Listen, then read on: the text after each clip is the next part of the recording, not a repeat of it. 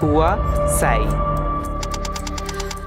ঘটনাটি হচ্ছে 2008 সালের তাইওয়ানের 43 বছর বয়সী এক মা হুয়া সাইকে হাইওয়ের পাশে গুলিবদ্ধ অবস্থায় পাওয়া যায়। সবচেয়ে অদ্ভুত ব্যাপার হলো গাড়িতে কোনো ধস্তাধস্তির চিহ্ন ছিল না এবং গাড়ির জানালাও খোলা ছিল। পুলিশের প্রথম সন্দেহ হয় হুয়ার প্রাক্তন স্বামীর ওপর, কারণ হুয়া বাড়ি থেকে বেরোনোর আগে হুয়ার স্বামী তাকে লিফটের মধ্যে অস্বাভাবিকভাবে জড়িয়ে ধরে বিদায় জানাচ্ছিল।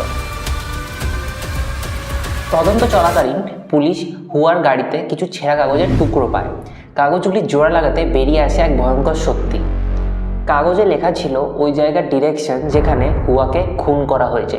পুলিশ প্রথমে ভাবছিল যে স্বামী হয়তো হুয়াকে খুন করেছে, কিন্তু এই খুনের মাস্টারমাইন্ড স্বামী বা অন্য কেউ ছিল না।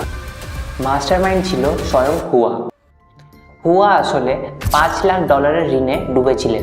নিজের পরিবারকে এই ঋণের হাত থেকে বাঁচাতে হুয়া তার প্রাক্তন স্বামী ও ভাইয়ের সাথে মিলে নিজেরই মৃত্যুর প্ল্যান করেন। উদ্দেশ্য ছিল হুয়ার মৃত্যুর পর তার পরিবার এক বিশাল অঙ্কের লাইফ ইন্স্যুরেন্স টাকা পাবে। কিন্তু সবচেয়ে বড় ট্র্যাজেডি হলো পুলিশ এই পুরো ঘটনাটিকে আত্মহত্যা বলে সাব্যস্ত করে। শেষ অবধি ইন্স্যুরেন্স কোম্পানি $1 টাকাও দেয়নি, বরং হুয়ার স্বামী ও তার ভাই দুজনেরই জেল হয়। পরিবারের জন্য এক মায়ের এরকম ভয়ঙ্কর আত্মত্যাগ।